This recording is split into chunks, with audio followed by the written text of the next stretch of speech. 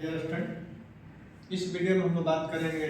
हम लोग यूनिट वही है, हेल्थ प्रमोशन सब्जेक्ट हम लोग का है, और यूनिट वही है इसेंशियल न्यूट्रिशन यानी आवश्यक पोषक तत्व। इसमें आज हम लोग टॉपिक पढ़ेंगे विटामिन क्या होता है, जानेंगे कि विटामिन के बारे में कि विटामिन होता क्या है।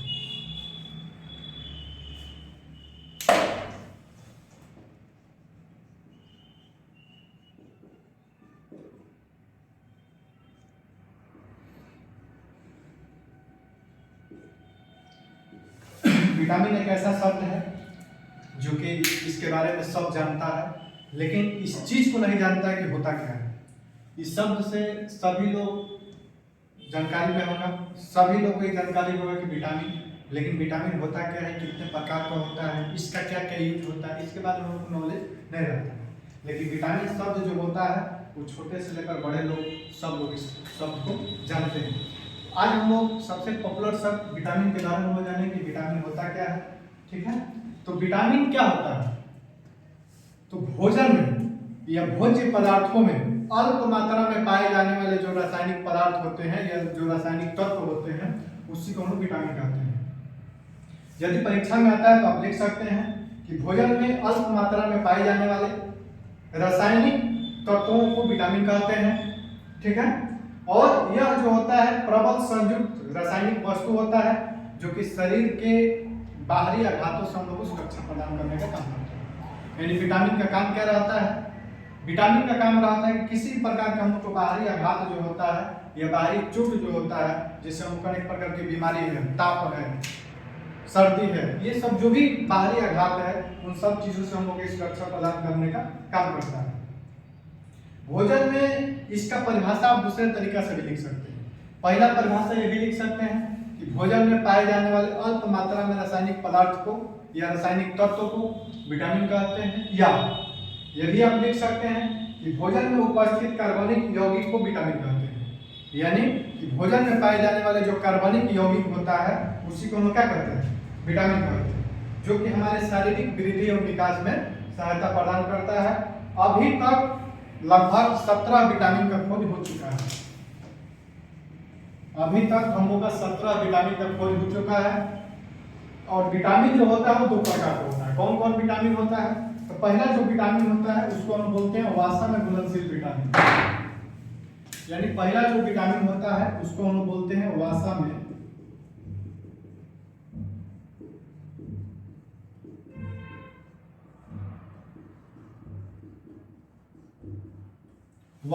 घुलनशील विटामिन। वसा में घुलनशील विटामिन होता है, और एक जो होता है उसको हम बोलते हैं जल में घुलनशील विटामिन।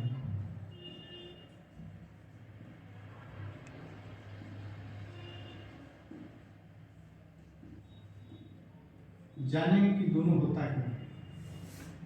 वसा में घुलनशील विटामिन का मतलब होता है कि वैसा विटामिन जिसमें वसा की मात्रा पाया जाता है। तो कौन कौन विटामिन है, तो vitamin A, vitamin D, vitamin E और विटामिन के।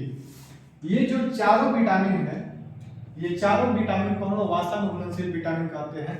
कभी आप देखिएगा, कभी आप विटामिन ए का कैप्सूल खरीदिएगा, कभी विटामिन डी या विटामिन ई, विटामिन के का कैप्सूल जब आप खरीदिएगा, जब उस कैप्सूल को फाड़िएगा यानी उसको तोड़ दीजिएगा तो उसमें से देखिएगा चिपचिपा यानी तेल जैसा पदार्थ निकलेगा, यानी वासा यानी चिपचिपा पदार्थ निकलेगा।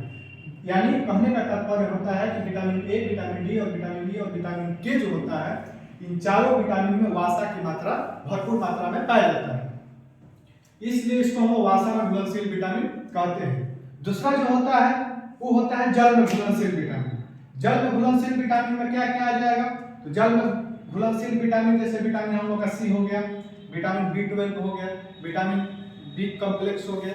तो जो भी होता है यानी इस तरह के जो विटामिन होता है उसमें क्या होता है, उसमें वसा की मात्रा नहीं पाया जाता। और ये सब विटामिन सब लोग देखे होंगे, तो इस सब विटामिन में क्या होता है, इसमें आप देखे होंगे कैप्सूल में कभी भी नहीं मिलता है। ये जब भी मिलता है अधिकतम मात्रा में टैबलेट के रूप में मिलता है, यानी पाउडर के रूप में मिलता है। तो कहने का मतलब होता है कि ऐसा जो विटामिन होता है उसमें जल की मात्रा पाई जाती है, यानी इस तरह के विटामिन में जल की मात्रा पाई जाती है।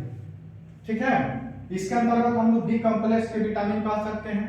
बी कॉम्प्लेक्स के मतलब B1, B2, B6, B12 ये सब विटामिन है। उसके बाद विटामिन सी जो है, ये सब जो विटामिन है ये हम लोग का वसा में जल में घुलनशील विटामिन होता है। इस तरह से हम लोग का विटामिन दो प्रकार का होता है, पहला वसा में घुलनशील विटामिन, दूसरा जल में घुलनशील विटामिन। ठीक है, यदि परीक्षा में आपको आता है, परीक्षा में आता है हमेशा, परीक्षा में आपको इस तरह क्वेश्चन नहीं आता है, परीक्षा में आपको आता है कि विटामिन पर संक्षिप्त टिप्पणी लिखे, यानी short notes, right on short notes in vitamin. कहने का मतलब विटामिन पर आपको शॉर्ट नोट्स लिखने के लिए आएगा तो आपको लिखना पड़ेगा विटामिन के बारे में। जैसे कि आपको बताया कि विटामिन एक प्रकार की विटामिन ऐसा रासायनिक पदार्थ है जो कि क्या होता है, भोजन में पाए जाने वाले सूक्ष्म जो रासायनिक पदार्थ होते हैं उसी को हम बोलते हैं, तो आप लिख सकते हैं। उसके बाद अब हम लोग चलते हैं जानेंगे कि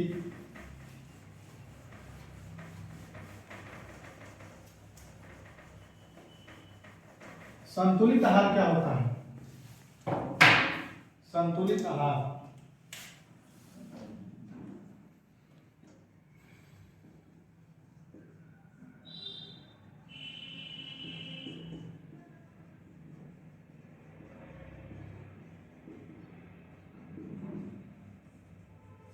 बैलेंस्ड डाइट।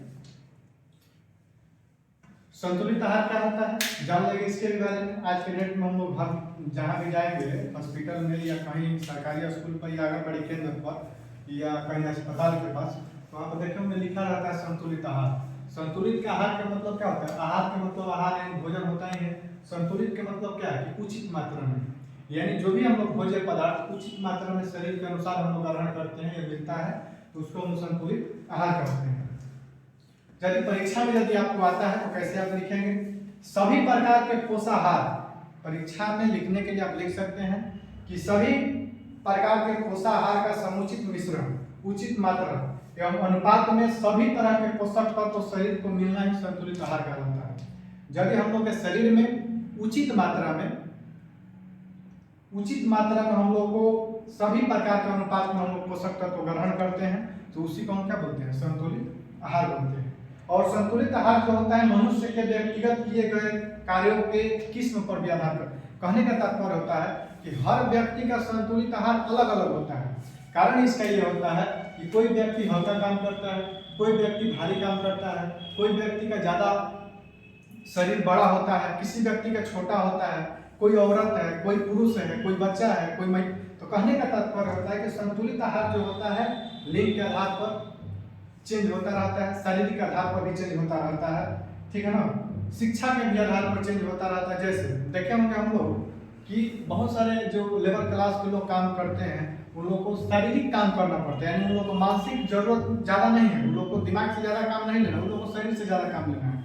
तो वैसे उन लोगों को पोषक तत्वों की जरूरत पड़ती है जो शारीरिक विकास कर सके, यानी शरीर के ऊतकों को विकास कर सके। और वहीं व्यक्ति मान लीजिए कोई व्यक्ति इंजीनियर है, चाहे कोई व्यक्ति डॉक्टर है, चाहे कोई व्यक्ति ऑफिस में काम करता है, तो शरीर उसको बढ़ाना नहीं है, वहां पर आपको दिमाग बढ़ाना है। इसलिए आपको वैसा पोषक तत्व ग्रहण करना होगा जिससे दिमाग का ग्रोथ हो सके। तो कहने का तात्पर्य होता है कि इस पर निर्भर करता है कि किस व्यक्ति को कैसे पोषक तत्वों की जरूरत होती है। यानी पोषक तत्व संतुलित आहार बनाते समय इस बात को ध्यान रखना चाहिए, पहला लिंग यानी पुरुष है कि महिला है, उसके बाद शरीर की संरचना यानी किस प्रकार, जैसे मान लीजिए कि दुबला पतला आदमी है, उसको संतुलित आहार में 5-5 किलो सब कुछ दे दीजिए तो खाइएगा पता चला मर जाएगा। तो कहने का तात्पर्य उसके शरीर के संरचना के भी आधार पर हम लोग को इसका भेदन करना चाहिए कि किस प्रकार का हमको संतुलित आहार उसको देना है। उसके बाद शरीर का वजन, शरीर का वजन भी देखना है, कोई व्यक्ति ज्यादा फैटी हो गया तो उसको नहीं देना है, तो इन सब चीज पर भी ध्यान देना है। शिक्षा, प्रकृति कहने का मतलब उसका नेचर कैसा है, नेचर के भी आधार पर हम लोग इसको उसके आव भाव कैसा है, ये सब जितना भी चीज है इन सब चीज पर हम लोग ध्यान में रखें तब संतुलित आहार का बंटवारा हम लोग को करना चाहिए। उसके बाद एक मनुष्य को प्रतिदिन लगभग 2700 से 3000 कैलोरी ऊर्जा की जरूरत पड़ती है। 2700 से 3000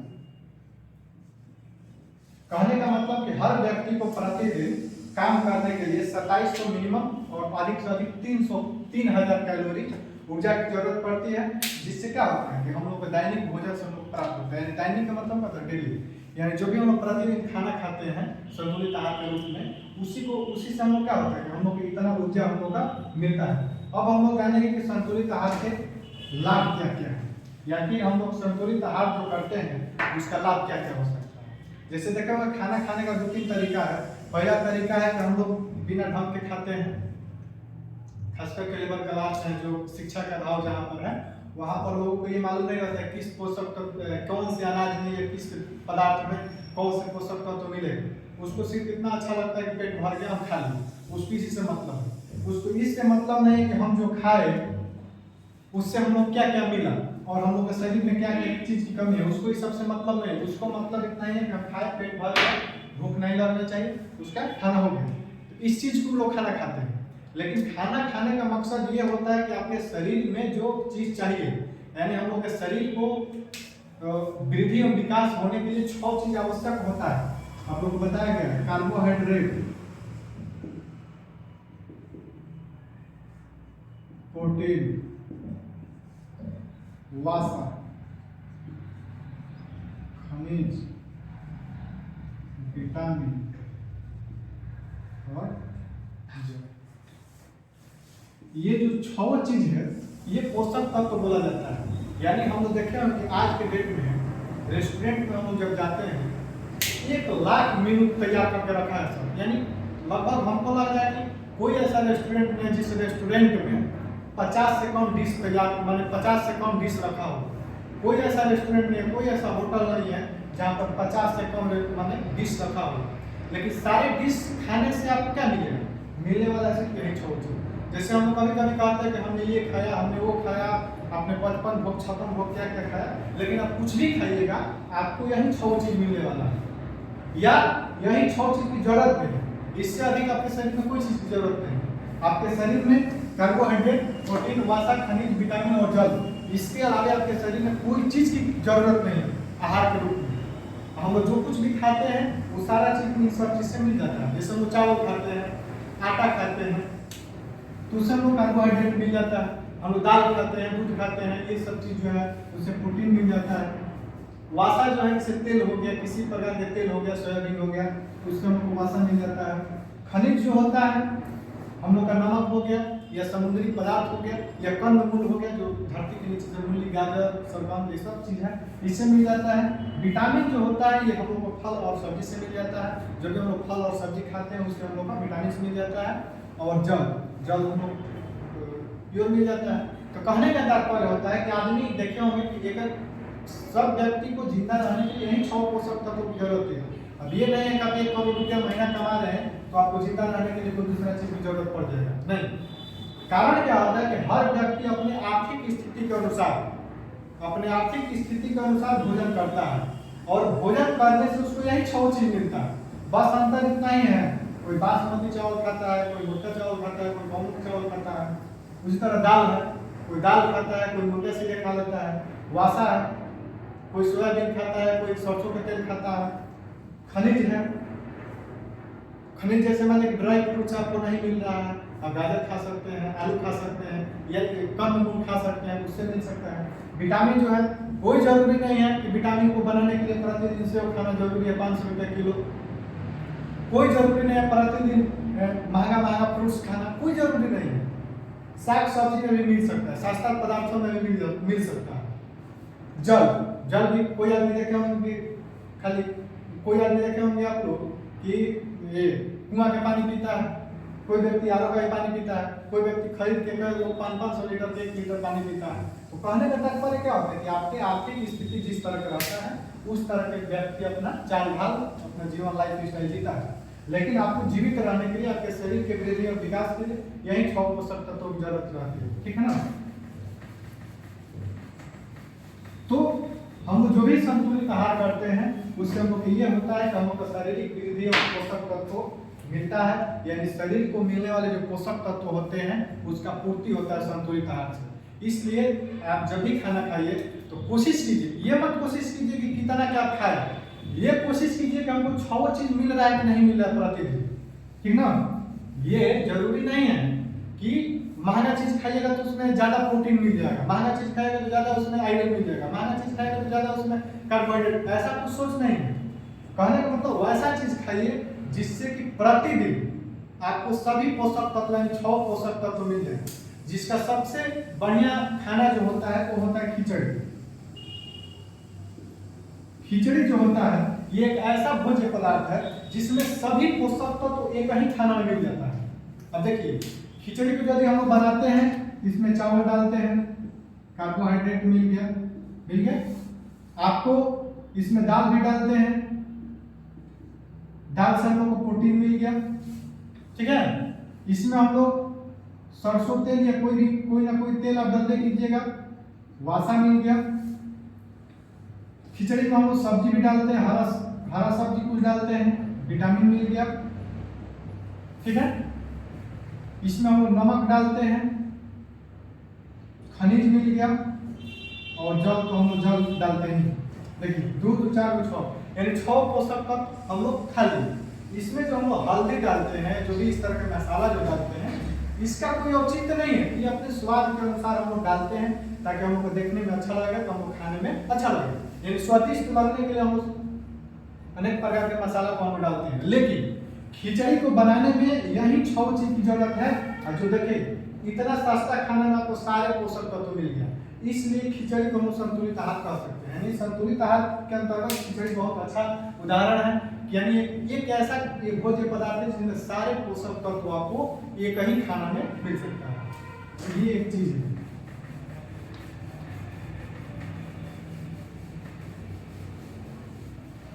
उसके बाद तीसरा इसका लाभ ये है कि स्वास्थ्य के तंदुरुस्ती रखने में सहायक होता है। आप जब संतुलित आहार करते हैं तो आपके स्वास्थ्य तंदुरुस्त रहेगा, यानी बीमार कम आप पड़ेंगे। वही शरीर रूपी हम लोग जानते हैं कि हम लोग का शरीर जो होता है एक प्रकार का इंजन है, और इंजन को चलाने के लिए ईंधन की जरूरत पड़ती है, और वो ईंधन कहाँ से मिलता है? संतुलित आहार से मिलता है। यदि आप संतुलित आहार करिएगा तो आपके सारे पोषक तत्वों की जरूरतें पूरी होगी शरीर को, और आपका शरीर अच्छा से काम करेगा। उसके बाद आंतरिक चयापचय को नियंत्रित करता है, यानी आपके शरीर के जो भी मेटाबॉलिज्म होता है उसको एक काम में सहायता करता है। तो इस वाला टॉपिक में हम लोग इस टॉपिक में हम लोग पढ़े कि विटामिन क्या होता है और संतुलित आहार क्या होता है। फिर हम लोग अगले वीडियो में अगले टॉपिक के साथ मिलेंगे, तब तक